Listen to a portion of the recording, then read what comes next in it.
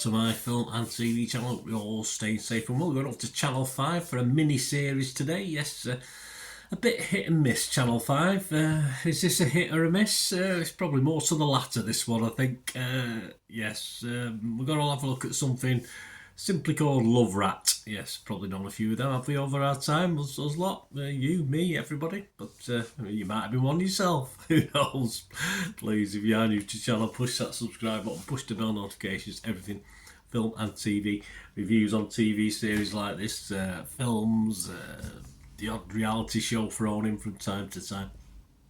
Great to have your opinions on this or anything to do with film and TV, and I will respond or just give you a like if that's all it requires. And if you are a love rat or you know a love rat, give me a like as well, guys. Give that like button a press, much appreciated. I've got to get some reason to give me a like, haven't we? Right, 4 episodes, yes, about 42 minutes each one. Of course, it's shown over 4 nights on Channel 5 from the 11th of March 2024. So I'm recording this after the last episode has just aired, so I'm recording this on the 15th of March 2024. What's it about? Well, it's recently divorced Emma enjoys a whirlwind holiday romance with a hotel proprietor Nico. These flipping Greeks. Beware of Greeks bearing gifts and other things on the paradise island of Cyprus. Yeah, one of my favourite places. When she realises Nico has scammed her out of her life savings, she enlists the help of her ex to get the money back. Well, not particularly. He sort of forces himself upon her help. I don't think she really wanted that much help from him, but hey, there you go. One synopsis anyway. This stars, Sally Lindsay stars as the lead in this. Neil Morrissey is the painful ex, and Gerald Kidd, and yeah, I'm not going to name the other young lady who plays the daughter who can't act herself out of a paper bag, but we'll ignore that anyway. So they're the 3 guys, the 3 main actors, let's say. Score-wise, yeah, there's nothing Rotten Tomatoes, nothing Metacritic. All I've got is Internet Movie Database, and all I've got, as I'm doing this on the 15th of March, is 30 people have bothered to leave a score, and it's getting 3.8 out of 10. And I can say that Mr. Dom Robinson of DVD Fever, not overly impressed with this, in fairness. He only watched the first one, but I think he knew where this was going.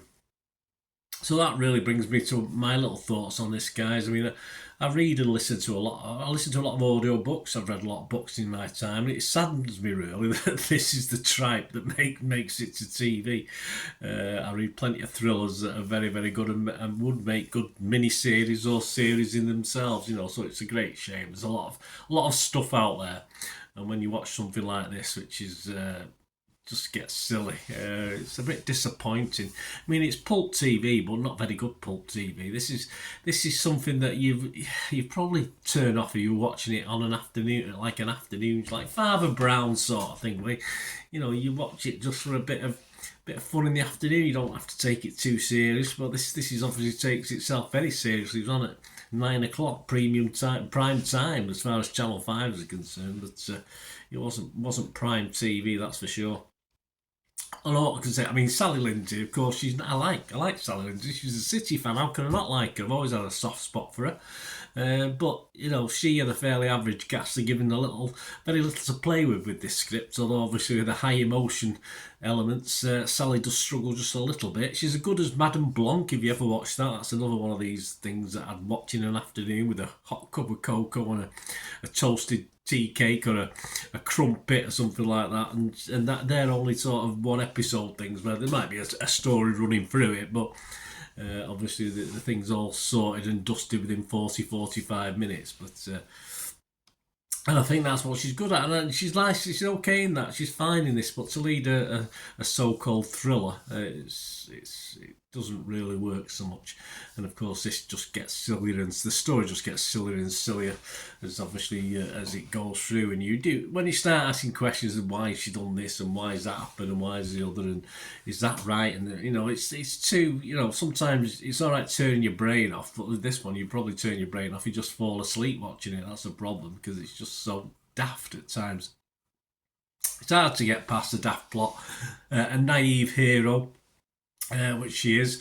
there's a sort of moral to be told in this story. Of course, it's about being scammed and stuff like that, but it's not done very well, and it's obviously so far fetched that it just negates any sort of moral tale you can get from it. A final episode twist that I saw coming, not from the start, but certainly within the series, I saw it coming, and there's more fun and games in that final episode as well. But I think this goes down. I mean, I've seen some pretty poor Channel 5 stuff, and this is actually be one of the poorer ones, if you like, of what I've seen. Some okay stuff on Channel 5, don't get me wrong as well, but this is certainly one of Channel 5's worst, and as that probably says something actually over the last year or two.